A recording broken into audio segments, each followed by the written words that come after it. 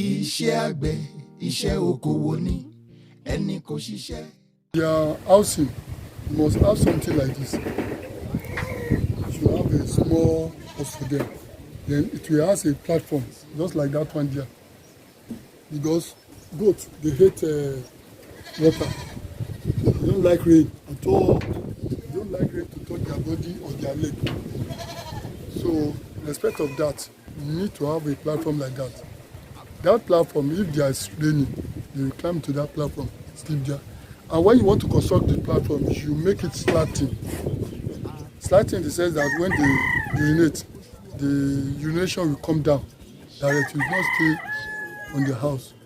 Then if they shit or excrete there, you can sweep it down because they hate the smell of the odor of their shit.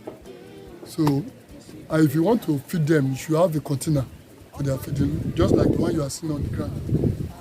And you must make sure that container is neat all the time. Water should be available also. And there's some drugs you can use for them, so as the drug they are using for fowls and the cows. So we put in the water periodically. And if you see that they are sick, the main injection I normally give them is LA. LA. Yeah. So if you use LA and multiply,